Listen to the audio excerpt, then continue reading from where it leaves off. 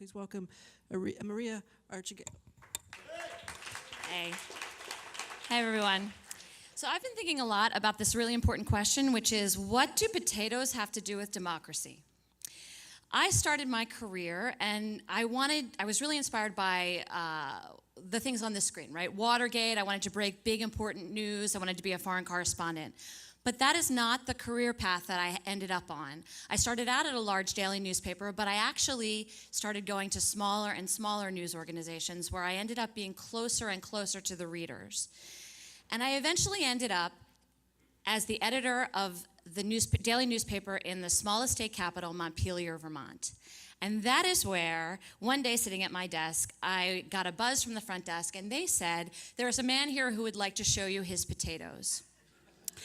And I thought, is that what they're calling it these days? Anyway, so I went out there, and it was actually a man with his potatoes, and he wanted me to take a picture of them and put it in the newspaper.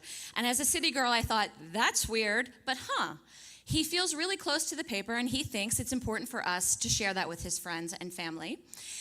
So I thought about this man when in January 2007, we started something called the Waterbury Record newspaper in a small town of Waterbury, Vermont. And when we started that paper, we knew that we wanted it to be close to the community. It hadn't had a newspaper in almost 60 years. But we didn't know that it would change the community. Our goal was to connect, but we didn't actually understand what might happen if we really wove ourselves into the fabric of the community. And what happened was, it changed the town. We started covering all kinds of community institutions, and what happened was, people found out about things that were happening in their town that they didn't understand. These are two guys that things changed for. The guy on the left lost his job because he ran the town with secrecy for decades. The guy on the left, who's not really smiling, but he was really happy because he didn't have to deal with the shit that the guy on the left was doing anymore. But what ended up happening was, this town really came together, and people started running for office and talking to each other in ways that they hadn't. And that went along pretty well until August of 2011, when the town was devastated by Hurricane Irene. And while Waterbury was devastated, the Waterbury Record was almost devastated as well. Almost every town in Vermont, almost every house in Waterbury was affected by Hurricane Irene. And the Waterbury Record almost went with it, except for the moral compass of the owner and the financial wherewithal to keep it going during that time. And during that time, we published thousands of inches of information about flood help. We editorialized to keep state offices in town, which virtually vanished overnight, leaving all the businesses vulnerable as well. It took 3 years to get those businesses back, to get those state offices back. And Waterbury was able to rebuild. But during that time, the town told us, we don't know what we would have done without the Waterbury Record.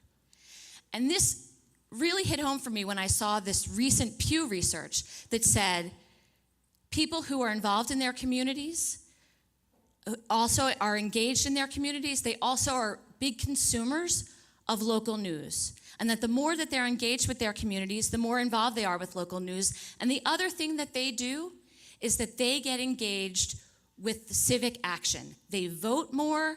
They are real citizens of their community. And that's what we saw happen in Waterbury. When we would send reporters to meetings, it cleared away, it shone a light into these dark corners that had existed for many, many years. So I felt like this was sort of a hopeful thing for us when we talk a lot here about how do we engage with these communities and what our role is. This is a virtuous circle, right, that we can be part of. We can provide the news, we can provide the engagement, and this can help improve democracy. So maybe it's not necessarily going to win a Pulitzer Prize, or it's not necessarily going to shake the powers of government at the highest levels. But this is something that everyone in this room has the power to do.